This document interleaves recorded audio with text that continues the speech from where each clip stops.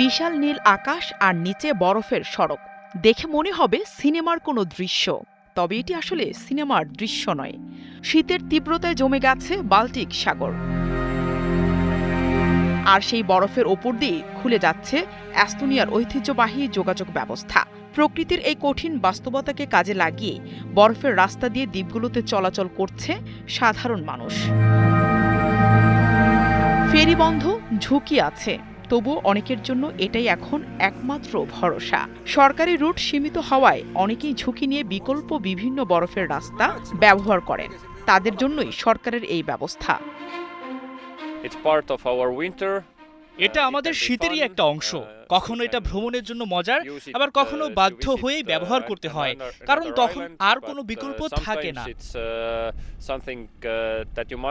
মূল ভূখণ্ড থেকে বর্মিসি দ্বীপ পর্যন্ত প্রায় ৭ কিলোমিটার দীর্ঘ একটি সড়কও যুক্ত করা হয়েছে সরকারি এই বরফের রাস্তায়। স্থানীয় পুলিশ প্রধান সরকারি রাস্তার বাইরে চলাচলের বিষয়ে সতর্ক করেছেন।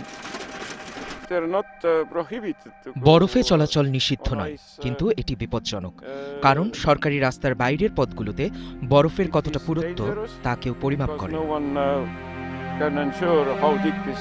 ১৭ কিলোমিটার দীর্ঘ বরফের এই রাস্তা এখন অনেকটাই জনপ্রিয়। বর্মিসি দ্বীপে যাওয়ার পথে অনেকেই বলেন ফেরির তুলনায় বরফের পথই সবার পছন্দের এবং বিকল্প। আমি ভীত নই, কারণ আমরা ভার্মোসিতে বনের কাজ শুরু করেছি এবং ভার্মোসিতে যাওয়ার জন্য এটাই পছন্দ, কারণ দ্বিতীয় বিকল্পটি আর নেই। এদিকে এস্তোনিয়ান রোড অ্যাডমিনিস্ট্রেশন জানিয়েছে সরকারি রুটে নিয়মিত বরফের পুরুত্ব পরীক্ষা করা হয় এবং ফাটল থাকলে সেখানে অস্থায়ী সেতু নির্মাণ করা হয়। তবে সীমিত বাজেটের কারণে এ শীতে নতুন কোনো সরকারি আইস রোড খোলার পরিকল্পনা নেই।